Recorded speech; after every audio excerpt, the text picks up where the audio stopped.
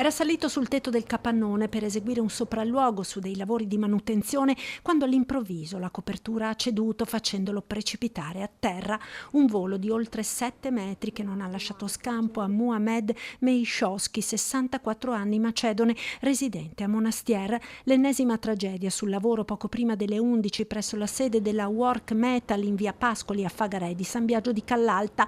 Stava eseguendo il lavoro per una ditta esterna, la Eurolab di Monastier. Dopo la caduta l'uomo è stato subito soccorso. Sul posto sono arrivati i sanitari del 118 con l'elicottero. Vani purtroppo i tentativi di rianimarlo, troppo gravi le lesioni riportate nell'impatto. Per il 64enne non c'è stato nulla da fare.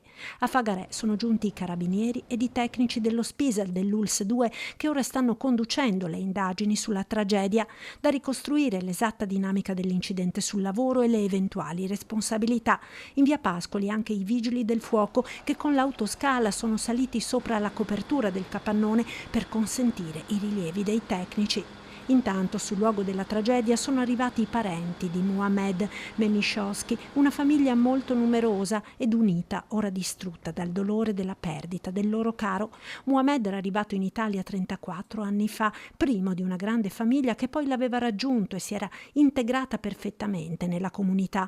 Lascia la moglie, 4 figli, 3 femmine ed un maschio, 8 nipoti. Il 64enne pochi anni fa si era trasferito a Monastier da Zenson di Piave, dove aveva abitato per tanti anni e dove si era messo a disposizione della comunità come volontario della protezione civile comunale. Tutti lo ricordano come una bravissima persona, grande lavoratore e sempre pronto ad aiutare quando ce n'era bisogno. Profondamente addolorato il sindaco Daniele Dalanese. Non ho parole di fronte a questa disgrazia, siamo addolorati e non più tardi della settimana scorsa avevamo assieme anche con altri volontari fatto una lezione formativa ai bambini delle scuole elementari e c'era anche lui, perché so che lui me l'ha detto anche che ci teneva molto a essere presente con i bambini perché teneva anche al ruolo di volontario e a stare con i bambini. Una famiglia perfettamente integrata, quella di Muhammad, ed un uomo che non si era mai tirato indietro quando c'era un'emergenza nel territorio che l'aveva accolto,